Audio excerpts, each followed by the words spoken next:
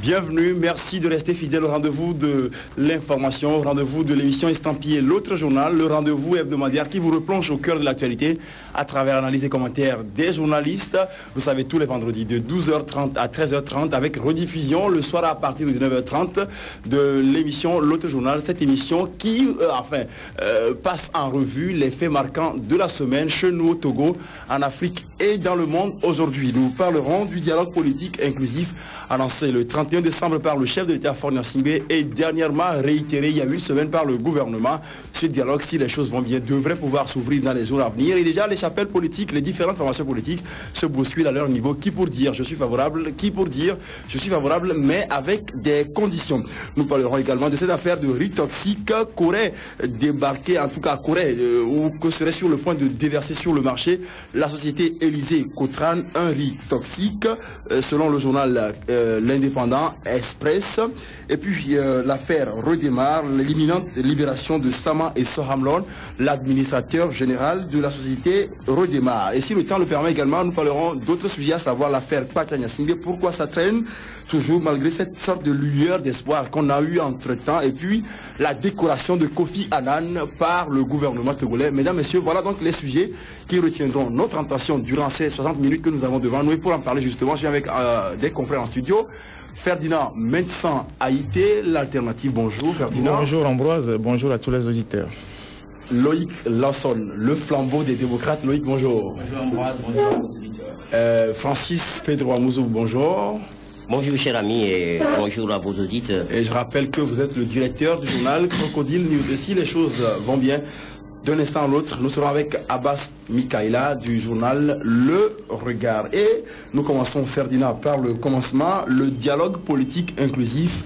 Cela fait bientôt 8 mois que le chef de l'État togolais, Faure Gnassingbé, l'a annoncé. C'était au cours de son adresse à la nation le 31 décembre dernier. Et près de 8 mois après, les Togolais sont toujours dans l'attente. Et chose peut-être curieuse, le vendredi dernier, en conseil des ministres extraordinaire, le gouvernement a réitéré donc cette promesse du chef de l'État, comme quoi ce dialogue devrait s'ouvrir dans quelques jours. Le dialogue inclusif, on en parle toujours, mais toujours, ça tarde à s'ouvrir, Ferdinand. Donc je crois que vous avez raison. Ce dialogue est devenu un serpent de mer qui apparaît tantôt, qui disparaît, qui réapparaît. Et donc, il y a de cela quelques jours, on a annoncé qu'on va revoir le CPDC dans l'éventualité d'un nouveau dialogue. Et la classe politique est rentrée en ébullition. Chacun y va de son commentaire. Moi, franchement, j'assiste à tout ça avec beaucoup de tristesse parce que qu'on nous dise aujourd'hui que le pouvoir de M. Faure Gnassingbé veut dialoguer et que la classe politique se met en transe. Je ne sais pas si c'est Faure qui veut dialoguer ou c'est l'Union européenne qui lui a mis la pression. Parce que depuis, il y a de cela 2 semaines, il y a une note de l'Union européenne qui est arrivée, qui était assez ferme et dure, pour pousser les autorités togolaises à aller rapidement aux réformes politiques. Maintenant, on veut nous faire croire que c'est le pouvoir qui veut dialoguer. Je rappelle au passage que cela fait 6 ans que l'accord politique global a été signé et que on attendait que le pouvoir mette en exécution le volet politique de cet accord-là, c'est-à-dire que les réformes politiques, que le pouvoir ne veut pas le faire. Le pouvoir ne veut pas le faire depuis 6 ans. Et pourquoi c'est subitement maintenant qu'on se lève à coup de renfort médiatique, qu'on veut dialoguer, et que bon, certains se mettent en transe, d'autres disent, moi je vais aller sans parachute, je peux sauter dans l'inconnu, d'autres ne doivent pas porter parachute, il faut qu'on y aille, tout ça. Franchement, moi, comme je l'ai dit tout à l'heure, je regarde tout ça avec beaucoup de tristesse parce que nous avons vu des dialogues au Togo. C'est vrai que dans une société en crise, les acteurs sont amenés à se parler pour trouver des solutions pour faire avancer le pays. Et au Togo, Dieu seul sait combien de fois on a parlé. On a parlé de 90 jusqu'à ce jour. Et le fait qu'on en parle, chaque fois qu'on parle, il n'y a qu'un seul acteur qui remet en cause les décisions prises. Alors pourquoi aujourd'hui, quelle assurance on a aujourd'hui qu'ils ne vont plus rouler les gens? Parce que moi je ne sais même pas si ce dialogue est utile, parce que quand j'entends certains dans la classe politique dire que le dialogue va être dialogue d'application des points de l'APG. Qui sont restés en suspens. Voilà, il y a un parti politique qui a dit ça. Si c'est ça, on n'a plus besoin de dialogue.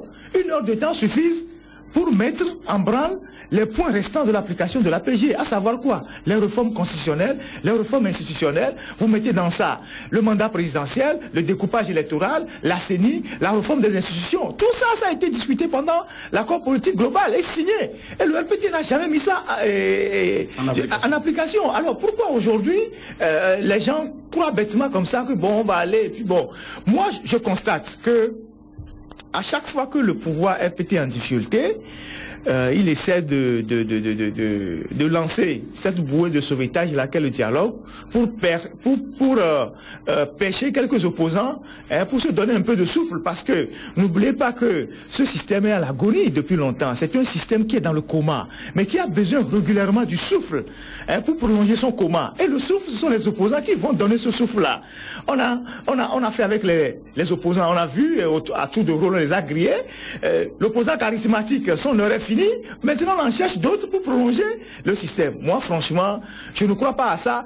Tant bien même que je dis, dans une société normale, quand il y a crise, il faut dialoguer pour avancer. Mais au Togo, certains acteurs ont prouvé manifestement depuis des années, je dirais même 20 ans, qu'ils ne sont pas dans la logique du dialogue, mais ils sont dans la logique de rouler les autres dans la farine. Alors, et par rapport à ça, moi, je reste dubitatif. D'accord. Ferdinand, ça c'est peut-être un doute cartésien, je l'espère. Alors, Loïc Lawson, déjà, sur certaines antennes, on vous a suivi. Vous avez, pour reprendre votre expression, Faure Gnassingbé, le chef de l'État, est en train de danser du tango.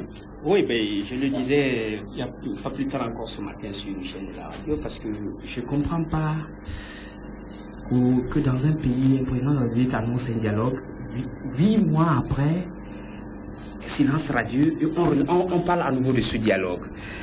C'est cela que je condamne et c'est cela que j'appelle dans ce tango. Tantôt il va devant, tantôt il va derrière, il avance un pas devant et un pas en arrière. Et je dis non, ça ce n'est pas bien. Mais vous savez, je vais te dire une chose à Boise. Moi je pense que, et hier j'ai fait cette analyse dans le journal pour dire, je pense que il faudrait que l'opposition, pour une fois, arrive à prendre le chef de l'État au mot. C'est quoi? Le président, si tu veux, si je dois le caricaturer ici, il fait toujours, si quelqu'un dans la vie, hein, à mon avis, fait semblant de mourir, comme on dit, fait semblant de l'enterrer, et va avec lui. C'est quoi? Et il annonce un dialogue, et il attend que l'opposition commence à s'agiter, et il sait que dans cette opposition, il y a une partie qui va dire, c'est-à-dire l'ANC ou le FRAC qui va dire sans doute que non, il y aura des préalables. Et ce sont toujours ces préalables qu'on pose qui font qu'il n'y a même pas le dialogue. D'accord? Et on n'avance pas, on est sur place. Et le pouvoir en place aussi prend ça comme du dilatoire et prend ça comme du chantage et refuse d'aller au dialogue. Maintenant, moi, à mon avis, tu sais, Ambroise, dans n'importe quel pays du monde, il y a deux choses. Quand il y a la situation, quand un pays est en crise, c'est deux choses. Soit on va à un dialogue et tout le monde, sans exception, y va. Soit vous n'avez pas, vous ne voulez pas aller de dialogue, vous avez la force avec vous, c'est-à-dire vous avez l'argent et les armes et vous chassez ce pouvoir. C'est comme ça s'est passé. Tu regardes dans la sous-région, partout c'est comme ça se passe. C'est soit vous avez l'argent et les armes, soit vous n'en avez pas, vous allez à une. Il y a également une troisième possibilité, la rue. La rue. Là aussi, on va aller un à un. Tu vois, quand il s'agit de l'argent et des armes, dans ce pays, on nous a fait croire pendant des années que voilà, Jésus-Christ Olympio, le Tout-Puissant, il est ci, il est ça, un jour, rien. C'était ceux qui nous disaient la même chose. Aujourd'hui, qui jettent Jésus-Christ en pâture. Voilà, là, et tu parlais d'une troisième solution, la rue. Oui. Juste après les élections, on a vu la rue se mobiliser. Mais après quelques temps, c'est quoi? Ça aussi, c'est togolais. On s'est émoussé.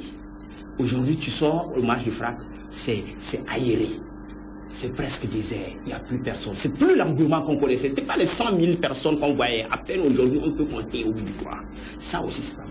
Alors moi, je dis, je veux voir les Togolais sortir de leur misère. Et pour sortir de leur misère, il faut qu'on arrive à arracher un pan du pouvoir. Oui, Loïc, on va rester avec vous. L'ANC est favorable à ce dialogue, mais elle parle de discussion franche et crédible. Voilà, justement, je veux ça. C'est là où je vais en venir. Pour une fois, je vois Jean-Pierre Fabre veut aller au dialogue. J'ai dit, c'est pas une mauvaise chose. Il faut qu'au Togo, qu'on arrête de faire croire que quand tu vas au dialogue, toi, tu es mauvais. Je pense que Jean-Pierre Fabre, cette fois-ci, doit aller au dialogue. Et connaissant le système, ferait aller à ce dialogue, au cours de ce dialogue, ou bien au début de ce dialogue, poser ses préalables, ses conditions. Mais pas à l'extérieur du dialogue. Et là, devant des gens crédibles, ils peuvent s'il y a des gens crédibles là-bas, on peut parler et essayer de décider quelque chose. Mais à l'extérieur, une fois encore, je dis, c'est pour les Togolais que je le dis. Il faut qu'on sorte de la misère. Et pour sortir de la misère, il faut le dialogue. Et tant qu'il n'y a pas le dialogue, qui va être prêt et sincère, c'est-à-dire on n'aura pas autour dans le RPT des gens de Maradona, Jean Boutona qui vont dribbler les gens de gauche à droite. C'est-à-dire, ils vont toujours se trouver un moyen pour dribbler. Voilà. Bon, on ne veut pas des gens comme... On veut un dialogue sincère. De deux côtés, qui va aboutir à une conclusion, à quelque chose de sérieux pour permettre aux Togolais de manger. Merci beaucoup Loïc. Alors Francis Pedro, aujourd'hui il y a une question que les Togolais pourraient peut-être être en droit de se poser. Est-ce que c'est le dialogue qui est aujourd'hui la véritable solution au problème togolais? Ou je reformule ma question en disant, est-ce que finalement on n'a pas l'impression que le dialogue est plutôt devenu le problème du Togo? Avant de répondre à votre question, j'aimerais rebondir un peu pour dire à mon collègue que je pratique la danse classique. Le tango, c'est une danse très sensuelle. Et qui est pratiquée en Argentine, précisément. Très sensuelle. Et la pratique, c'est que les deux, c'est-à-dire les deux qui dansent la danse doivent être en symbiose. Sinon, vous ne pouvez pas danser le tango. Moi-même, je danse bien le tango. Je sais ce que c'est, donc c'est une danse sensuelle. Alors, si je pars de là pour dire que le tango est une danse sensuelle et je le recadre dans ce qu'on appelle le dialogue, il va falloir que les parties soient en symbiose pour pouvoir danser ce tango-là. Maintenant, est-ce que le dialogue est la solution ou le problème du Togo? Oui et non. Oui, le dialogue est le problème du Togo.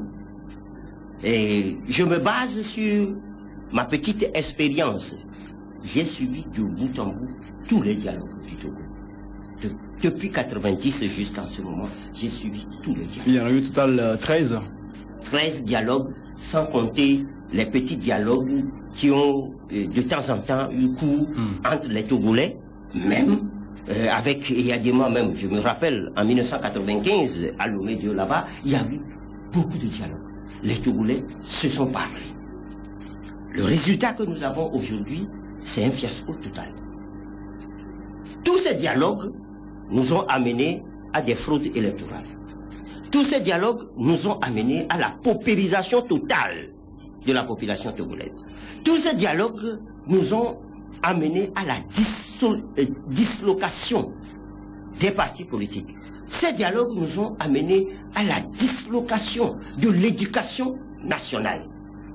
Donc, les dialogues successifs que nous avons connus n'ont pas apporté quelque chose de probant pour les Togolais, mais plutôt ont complètement dénaturé la structure sociale même du Togo. Donc, ça c'est le premier constat. Le deuxième constat, oui, est-ce que le dialogue peut être une solution? Oui, le dialogue peut être une solution. Mon collègue Ferdinand l'a dit tout à l'heure, que dans une famille, déjà, dans la cellule familiale, il faut toujours discuter. Il faut la communication. Il faut la communication, il faut toujours discuter. Mais prenez un cas, je suis père de famille, et quand je veux amener toute la famille à aller vers quelque chose, je dois prendre des dispositions pour amener tout le monde. Si moi-même je suis un battant en guerre, aucun membre de la famille ne viendra vers moi. C'est moi le chef de famille qui mène, qui se comporte de façon à ce que toute la famille puisse avoir confiance en moi. Alors, aujourd'hui, lorsque nous prenons la chose, si nous voulons extrapoler pour transposer ce que nous disons de façon au niveau familial, nous voulons le transposer au niveau de l'État. Au niveau de l'État, le chef de famille, c'est le président de la République. C'est le président de la République. Posons-nous la question. Est-ce que monsieur le président de la République se comporte de façon... Laissez-moi... Oui, là-dessus, il y a une question à vous poser pour que vous continuiez, pour vous relancer, parce que quand vous dites, quand vous transposez ce qui se fait dans la cellule de base, qu'est la famille, hein, au niveau de l'État, et effectivement, le chef de l'État est le père de famille, mais justement, nous sommes là sur un terrain politique. Est-ce que quelque part... C'est ce que je vais vous dire. Oui. Et la politique ne tombe pas du ciel. La politique est le fruit de l'éducation que nous avons reçue à la base est le fruit de ce que nous voulons pour la famille, niveau familial, de ce que nous voulons pour notre pays. Le chef de l'État est le chef de la famille. Et à ce titre, pour pouvoir mener sa barque, il se doit de se comporter de façon à ce que les autres membres de la famille puissent croire en lui. Faites le constat, le chef de l'État ne se comporte pas bien. Il faut dire les choses telles qu'elles sont, clairement et nettement. Maintenant, le chef de famille ne se comporte pas bien. Ceux qui sont les anciens de la famille, que nous pouvons dire, sont du gouvernement. Le gouvernement, la famille, c'est-à-dire les ministres et tout, qui doivent aider le chef de famille à jouer sa partition, ils sont aussi mauvais. Et il faut le dire. Ils ne se comportent pas bien. Ils se comportent de façon vraiment ostentatoire vis-à-vis de la population. Alors, si nous sommes dans ce cadre que je viens de tracer et que tout le monde voit, tous les Togolais sont en train de le voir, si nous sommes comme ça, et si j'ajoute que les autres nervis de cette famille-là, qui doivent plutôt appeler les gens à s'entendre, sont ceux-là même qui trucident les gens, qui battent les gens dans la rue, les citoyens dans la rue, qui les gazent dans la rue. Comment voulez-vous qu'on puisse s'entendre dans cette famille-là de cette façon? Et maintenant, ouvrons les débats très clairement. Pour une fois encore, le gouvernement vient de lancer, nous allons faire un dialogue dans ce qu'on appelle le CPDC rénové avec des moyens conséquents. Un parti politique normal, doit réagir, c'est tout à fait normal. Mais ce que nous avons trouvé au Togo, c'est que les partis politiques, au lieu de réagir sur ce qu'on a donné, sont en train de réagir sur la réaction des autres partis politiques. Oui. Nous sommes dans quel pays? Justement, là, vous avez touché du doigt un problème très... Nous sommes dans quel pays? Effectivement. Alors, Ferdinand Mensahité, Francis m'a revenu tout à l'heure vers vous. Aujourd'hui, il y a une question également qui taraude les esprits des Togolais, ou l'esprit des Togolais, si vous voulez. On se rappelle que le 26 mai 2010, Gilles-Christ Olympio a cru devoir signer un accord dit historique avec le RPT. Et aujourd'hui, voilà où on en est, le dialogue qui peine à prendre forme. On se demande aujourd'hui si M. Olympio n'aurait pas regretté d'une manière ou d'une autre cet accord qu'il a signé avec le RPT. Moi, je ne suis pas à sa place. Il n'y a que lui seul qui puisse répondre à cette question. Mais je constate au passage que il est en très bon état de symbiose avec M. Fogna Singbe. Ils s'affichent ensemble, soit au monument de l'indépendance, soit à de grands moments, comme la dernière fois à la décoration de Kofi Annan, où on a essayé de rassembler quelques opposants frélatés pour donner un certain décor à la chose. Et donc moi, je n'ai pas à répondre à cette question. Mais je dis une chose, et c'est là où je ne partage pas quelque part une partie de l'analyse de Loïc, en disant que ce n'est pas un gouvernement d'union nationale ou un dialogue qui va résoudre la question des problèmes des Togolais. Regardez, depuis 2006, on a évolué de gouvernement en gouvernement d'union nationale. Mais le dernier gouvernement qu'on a créé, la situation sociale s'est empirée avec ce gouvernement. Et si vous faites une analyse de la chose, vous allez comprendre que on fait venir les opposants dans ce gouvernement pour servir de faire valoir. Alors que les décisions se prennent ailleurs. Même aujourd'hui, quelle est l'assurance qu'on a aujourd'hui que le Premier ministre, même que vous voyez là, qu'on est allé chercher, que le RPT lui-même est allé chercher, a une certaine emprise sur les événements? Il n'y en a pas du tout. Il y a des pôles de décision dans le gouvernement qui échappent aux gens, qui échappent même à des opposants qu'on a mis dans le gouvernement. Mais aujourd'hui, il y a des opposants dans le gouvernement, on a augmenté le prix du carburant. Il y a des opposants dans le gouvernement, on fait venir on pille le pays, mais ces opposants ne disent rien. Et donc, moi je dis, le gouvernement d'union nationale, où c'est pas dialogue, ce n'est pas ça la solution du problème togolais. Parce que le fond du problème togolais, la problématique qu'on doit poser aujourd'hui est de savoir, après plus de 45 ans de pouvoir, est-ce que le RPT peut encore faire le bonheur des citoyens de ce pays? C'est la problématique, c'est toute la problématique. Est-ce qu'après 45 ans de pouvoir, avec tous les dégâts qu'on connaît là, avec toute la misère qu'on voit là, qui est à mettre à l'actif du RPT? Est-ce que le RPT peut aujourd'hui faire le bonheur des Togolais? À cette question-là, Chacun peut répondre. Oui. Mais moi, je dirais non. Parce que nous avons vécu pendant 45 ans. Moi, je n'ai pas 45 ans. Bientôt, je vais avoir 40 ans. Mais toute cette partie de ma vie est partie comme ça en fumée sous le RPT. Et j'en ai vécu. Et donc, moi, je dis non. Bon, maintenant, moi, je dis, s'il faut faire un dialogue pour enfariner les gens, on n'a pas besoin de faire un dialogue. Je vous dis, est-ce que vous pensez que l'annonce de ce dialogue-là est venue de la volonté du chef de l'État? Non, c'est une pression de l'Union européenne. Maintenant, si vous rentrez dans les modalités même du dialogue, il y a un certain nombre de questions qu'on doit se poser. Sous quel manteau M. Faure Gnassingbé veut dialoguer avec les opposants? Le RPT qu'il veut enterrer, ou bien l'URPT ou l'UMPT, je ne sais pas comment vous les appelez. Est-ce que c'est sous ce manteau-là qu'il veut discuter? En d'autres termes, si dialogue il y a demain et qu'on signe un accord, ça va engager qui? Ça va engager M. Faure Gnassingbé en tant qu'institut personnel aux opposants, ou ça va engager une formation politique qui veut dissoudre avec les opposants? Ça, c'est les modalités. Oui, à cette question, je vais peut-être répondre en vous posant une autre question, parce que quand vous dites sous quelle étiquette, ou bien avec quelle étiquette politique Faure Gnassingbé va-t-il ouvrir ce dialogue, on apprend dans les coulisses que le nouveau parti de Faure Gnassingbé ne devrait plus tarder à avoir le jour, en tout cas au plus tard, le 30 août. On verra. On verra. Voilà. Et moi, je dis, ce dialogue-là, c'est devenu un serpent de mer que moi, j'attends de voir. Mais je dis et je réitère que moi, je ne pense pas qu'en état actuel de la situation togolaise, où on veut nous faire croire qu'il faut signer un accord, il faut faire rentrer certains opposants dans le gouvernement, c'est ça la solution du problème togolais. Non. Tant que le pouvoir aura les leviers, tous les leviers de ce régime, à savoir l'armée, à savoir les finances, à savoir les sociétés d'État, à savoir tous les réseaux qui permettent au pouvoir de mettre la main sur l'argent du pays, mais vous pouvez beau aller dans un gouvernement, vous ne verrez que du feu. Je donne un exemple. Quand M. Faure Gnassingbé est allé au Japon, pour cette histoire qui a fait tellement décrier les gens. Il était allé avec le ministre UFC là, comment vous l'appelez? Elliot Ohin.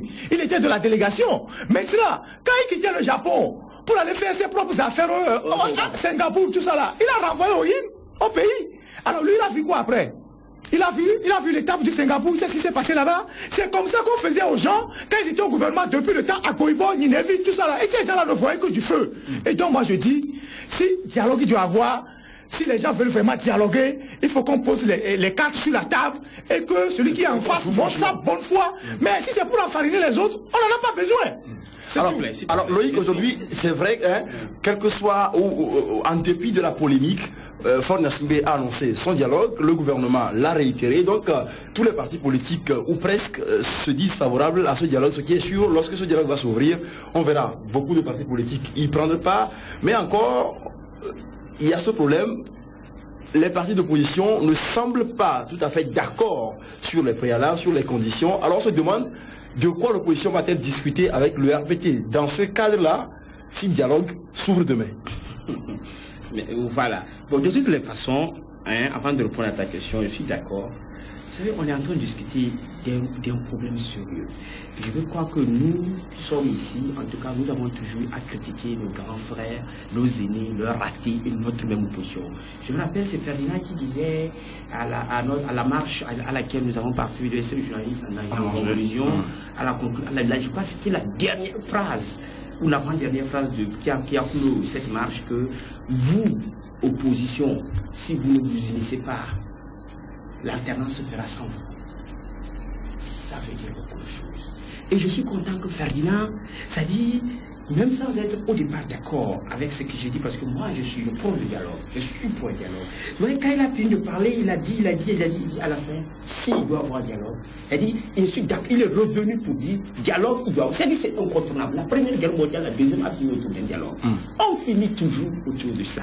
Maintenant, c'est la sincérité de la personne, de l'interlocuteur, qui a toujours proposé. Et Pedro remet en cause la sincérité du chef de l'État. Le président, je viens Ferdinand, s'il te plaît, s'il te plaît. Et effectivement, le fait, ce que le RPT a toujours enfariné les gens. Le RPT n'a jamais été sérieux avec lui-même et avec la population qu'il dirige. Cela fait que tout ce que le RPT annonce, ou tout ce que Faure Gnassingbé annonce, est faux parce que Les gens ne croient pas parce que quand ils annoncent, il n'est jamais sérieux avec lui-même. Pour moi, je comprends parfaitement la logique. Au-delà de ça, au-delà de j'ai tout relancer. C'est au-delà de ça. Ce que moi je voulais dire, c'est que tant que les gens qui gouvernent le Togo pendant 45 ans n'intègrent pas dans leur pensée l'alternance, refusent toute idée d'alternance, tant que ceux qui gouvernent ce pays pensent qu'ils sont propriétaires du pays et qu'ils vont seulement appeler les autres pour venir manger avec eux, c'est leur logique, c'est la logique dans laquelle ils sont depuis des années. Nous, le pays nous appartient. Vous, on vous invite, on vous donne des strampotins, vous mangez, quand vous êtes bien rassasié, on vous renvoie, on prend d'autres personnes. Tant que ceux qui gouvernent ce pays ne vont pas intégrer dans leur démarche l'alternance et se dire que demain, ça peut changer, ça peut aller dans les mains d'Ambroise, ça peut revenir à moi, ça peut aller à Loïc, ça peut revenir à Pedro, tant qu'ils ne vont pas intégrer ça, le fait d'aller faire un dialogue avec eux, c'est de se tromper je sais pas, de méthode. C'est ce que moi je dis. J'en viens. Donc, ce que je disais tantôt, je sais pas, tu m'as un peu coupé le fil. Mais l'essentiel à retenir, c'est ceci. De toutes les façons, moi, Loïc Lawson, je dis, je suis pour un dialogue. Mais effectivement, la sincérité de la personne qui est en face, est-il sérieux? Ses amis autour de lui sont-ils prêts à laisser le pouvoir? Hier, je disais sur une radio, Toumani Touré n'a pas hésité avant d'annoncer qu'il est à son dernier mandat. Effectivement. Faure Simbe est en train de finir son second et est en train de jouir de son second mandat. Et bientôt en 2015, ça doit finir. Ouais. Et je disais sur la radio que si Faure Simbe a de bons conseillers, ils doivent lui dire, Monsieur le Président, apprenez à partir, allez à l'opposition, même si après vous avez besoin du pouvoir, vous allez revenir. Kérékou l'a fait, d'autres l'ont fait, et vous allez revenir au pouvoir. Moi, je suis de cela. Mais pour qu'on arrive là, il faut passer par un dialogue, rassurer. Et il faut que l'opposition réunisse, quand on parle d'alternance, quand on parle d'élections libres et transparentes, tout ça là. C'est aujourd'hui qu'on doit commencer à parler de cela. Réunir les conditions de cela. La CENI, la recomposition de la CENI, le mode de scrutin. Ce n'est pas à la veille qu'il faut maintenant commencer à courir à Ouaga et qu'on sort pour dire maintenant, bon, je me rappelle dans ce pays, les gens nous ont dit qu'ils n'iront même pas aux élections. Et on démobilisait la population. Rappelle-toi, c'est comme ça, c'est l'opposition qui nous a dit on n'ira pas aux élections tant qu'il n'y a pas de tout. Les gens ne sont, à cause de ça, les gens ne sont pas partis s'inscrire aux élections, prendre leur carte. C'est l'un des facteurs. C'est l'un des facteurs. C'est ça que j'ai dit, moi je condamne. J'ai dit, oh, il y aura alternance. Tant qu'il doit y avoir alternance, dans tous les pays d'Afrique de l'Ouest que je connais, les gens vont et reviennent. Voyez l'exemple du Niger. J'ai vu l'autre, je ne sais pas si c'était Ferdinand ou bien un autre journal qui écrivait, Faure Simbe doit aller à l'école de Mamadi Soufou au Niger. Mais Mamadou Soufou était Premier ministre du Niger, opposant. C'est comme ça, ça se fait. Et tu vas d'abord, tu essaies aussi d'avoir des tentacules dans le pouvoir, dans le système. Si tu as des tentacules, cela peut t'aider à renverser le pouvoir qui est là. Et comme cela, petitement, tu arrives au pouvoir. Mais tant que tu vas être à l'extérieur du pouvoir, tu ne vas pas comprendre et tu n'auras pas... Tu ne connaîtras pas le système. Si Ouattara que moi je n'ai jamais soutenu, s'il te plaît, Ferdinand. Mais Loïc, tous les opposants qui sont allés, tu peux me dire quels tentacules ils sont aujourd'hui? Justement parce que c'est quoi? C'est ça qui est mauvais. Oui. Quand tu vois, je dis, il faut aller avec une stratégie. Allez, mais à vous chercher à se faire des amis, avoir un système. Je viens là, Ferdinand, je viens. C'est comme cela on arrive à avoir et des amis et à aider à renverser un pouvoir. Si je dis, je fais la recours de la Côte d'Ivoire, c'est la force. En matière de politique, c'est un bras de fer. Et seul du côté, le plus fort, seul le plus fort gagne. C'est comme ça. Ouattara a pris le pouvoir en Côte d'Ivoire, rien ne le prouve. Moi, j'ai toujours dit qu'il a gagné, mais parce qu'il avait la force de son côté, les relations de gauche à droite, il est arrivé à retourner la situation. C'est en cela que je dis. Quand Ferdinand dit l'Union européenne, je suis d'accord. Moi, je suis dans cette logique. L'Union européenne a fait pression et peut-être. Demain matin, on va encore dire c'est la même Union européenne qui soutient pour la police. C'est cela, moi je dis, il faut qu'on soit pragmatique, faut qu'on ne croit qu'en nous-mêmes. Le sont tombés de l'Union européenne, le sont tombés, il n'y a que nous, Togolais, qui pouvons arriver à bout de ce pouvoir.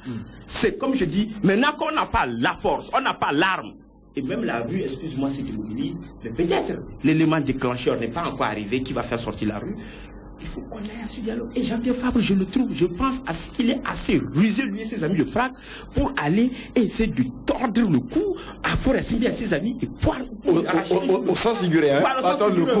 Voilà. Et avoir le pouvoir là en 2015. Voilà, merci. Alors, Francis Pedro, il y a également une autre question qui se pose très fondamentalement, c'est le cadre de discussion. Le gouvernement parle du CPDC, nouvelle formule, donc rénovée.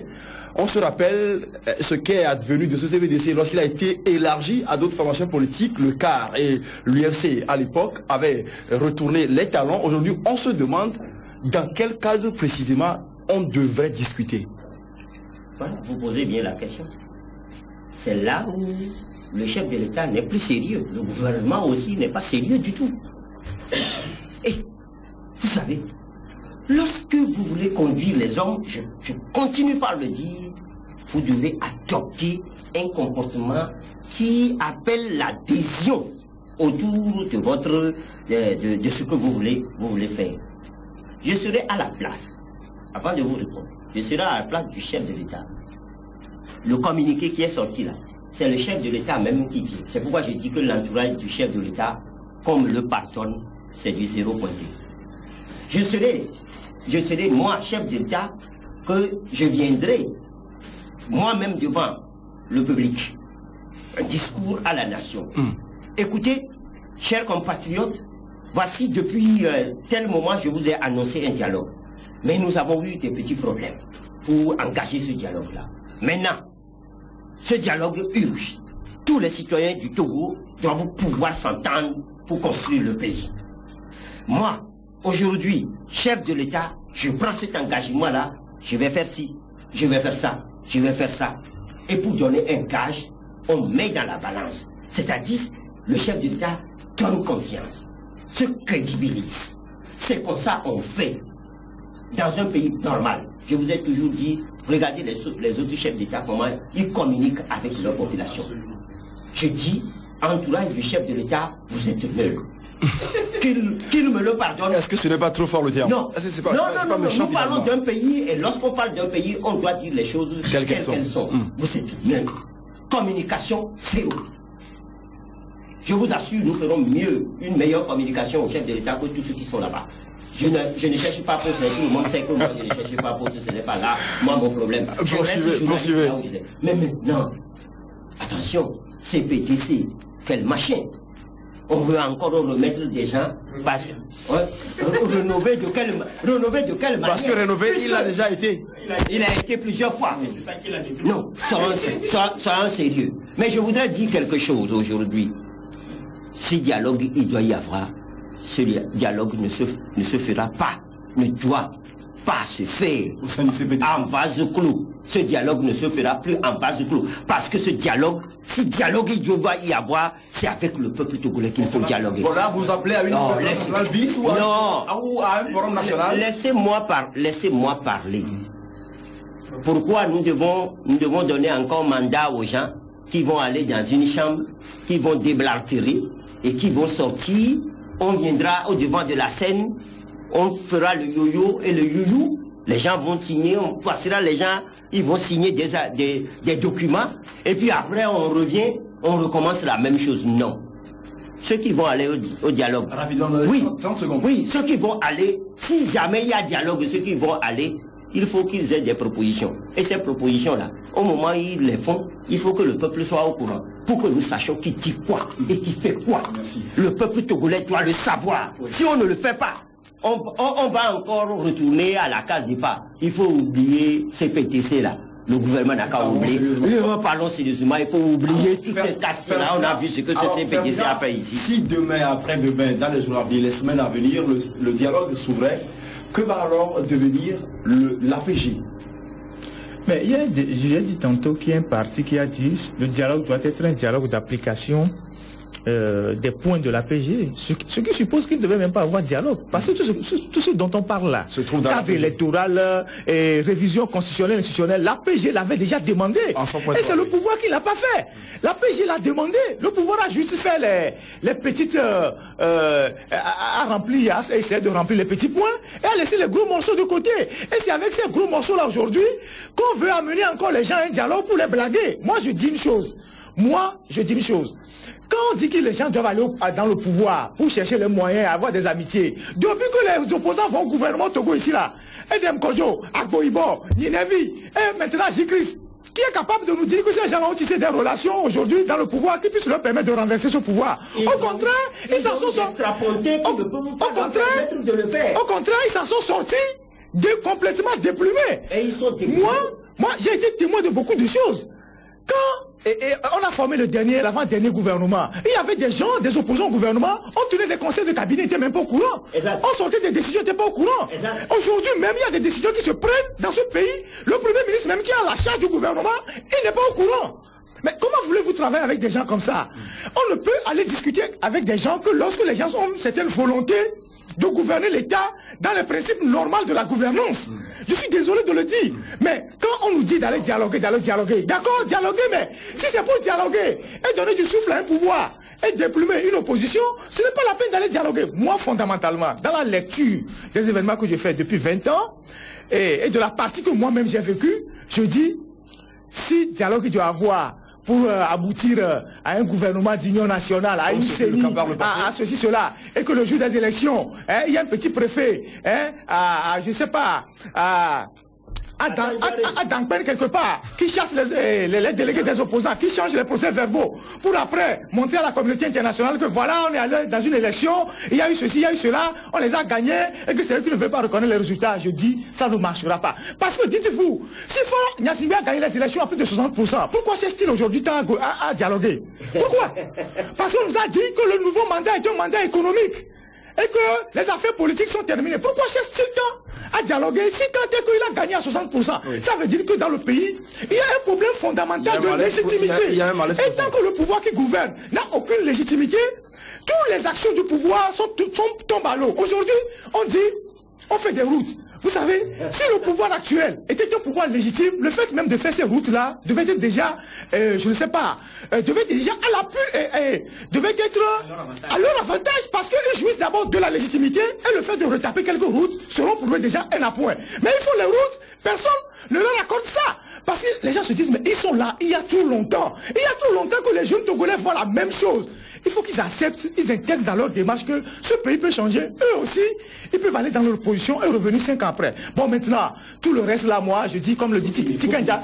Alors aujourd'hui, Ferdinand, comme le dit Tikanja Fakoli, vous dites que, oui j'arrive, aujourd'hui vous dites que les Togolais se posent la question, quelque chose de bon peut-il sortir de Nazareth? Écoutez, comme le dit Tikanja Fakoli, tout ça c'est du blague et tuer. Moi je pense fondamentalement que ce pays a besoin d'une véritable thérapie de choc. C'est tout ce que moi je vais dire. Merci.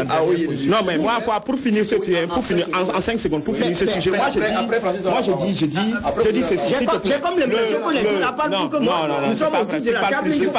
Tu parles plus. Ah non? S'il te plaît, en 5 secondes. Calme. Le dialogue que moi je conçois, c'est pas pour aller dans un gouvernement. Voilà, c'est la différence. Aller dans un gouvernement ou qu'un parti va dans un gouvernement pour se faire tuer. Non. Moi, le dialogue que je conçois, c'est pour... Tu te rappelles quand il y a les législatives de 2007, on nous aide, c'est parce que le découpage électoral n'était pas à l'avantage de l'opposition que le RPT a su voler et a su gagner. Ok? Maintenant, je dis, 2012 est à notre nez. Le même découpage électoral est là. Allons, changeons-le pour permettre d'avoir la majorité à l'Assemblée.